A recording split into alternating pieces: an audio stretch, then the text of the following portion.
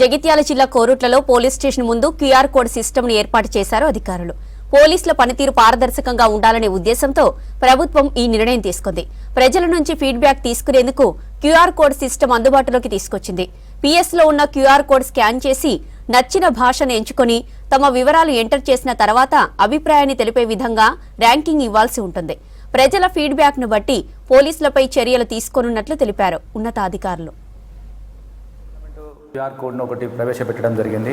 పౌరులు ఎవరైనా కూడా దాన్ని స్కాన్ చేసి దాంట్లో మీరు పిటిషన్ సంబంధించి కానీ, లేకుంటే ఎఫ్ఐఆర్కి సంబంధించి కానీ, పాస్పోర్ట్కి సంబంధించి వెరిఫికేషన్కి సంబంధించి కానీ, ఈ చాలాన్స్ కానీ, లేకుంటే ఇంకా వేరే సర్వీసెస్ ఏవైతే పోలీస్ డిపార్ట్మెంట్ నుంచి కోరుకుంటున్నారో అవన్నింటికి సంబంధించిన సమాచారం మీరు దాంట్లో తెలుసుకోవచ్చు. దాంట్లో ఏంటంటే స్టార్టింగ్లో మీరు ఆ క్యూఆర్ కోడ్ను మీరు స్కాన్ చేసిన తర్వాత ఫస్ట్ మీకు లాంగ్వేజ్ వస్తుంది.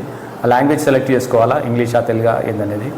ఆ తర్వాత మీ పేరు డీటెయిల్స్ అడుగుతారు, సెల్ నెంబర్ అడుగుతారు. ఆ సెల్ నెంబర్ అడిగిన తర్వాత అప్పుడు ఆ కింద ఇప్పుడు నేను చెప్పిన ఈ హెడ్స్ ఏవైతే ఉంటాయో దానికి సంబంధించి మీరు దేని గురించి అయితే అడుగుతున్నారో తెలుసుకోవాలనుకుంటున్నారో దాని గురించి మీరు దాంట్లో డీటెయిల్గా తెలుసుకోవచ్చు. మా దగ్గరికి రాకుండా కూడా మీరు దాంట్లో ఆన్లైన్లో తెలుసుకోవచ్చు. అంటే ఇప్పుడు మనకు పోలీస్ స్టేషన్కి వచ్చి అడిగి తెలుసుకునే దానికన్నా మీరు ఆన్లైన్లోనే డైరెక్ట్ ఆ క్యూఆర్ కోడ్తోనే మీరు తెలుసుకోవచ్చు. ఇది అందరూ కూడా ఉపయోగించుకోవాలని కోరుకుంటున్నాం.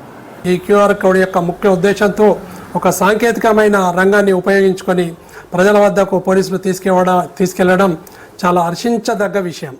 అలాగే ఈ క్యూఆర్ కోడ్ని ఎలా ఉపయోగించుకోవాలని ఎస్ఐ సిఐ స్థాయి వ్యక్తులు ప్రజలకు అవగాహన సదస్సు ఏర్పాటు చేసినట్టయితే దాని యొక్క విలువ ప్రజల వద్దకు తెలిసే అవకాశం ఉంటుంది. ఈ యొక్క కార్యక్రమాన్ని ముందుకు తీసుకెళ్లే దాంట్లో భాగంగా ఉన్నతాధికారులు చొరవ తీసుకొని ప్రతి చోట అవగాహన సదస్సులు ఏర్పాటు చేసినట్టయితే ఈ క్యూఆర్ కోడ్ యొక్క విశిష్టత ప్రజలకు తెలిపే వ్యక్తులు అవుతారు.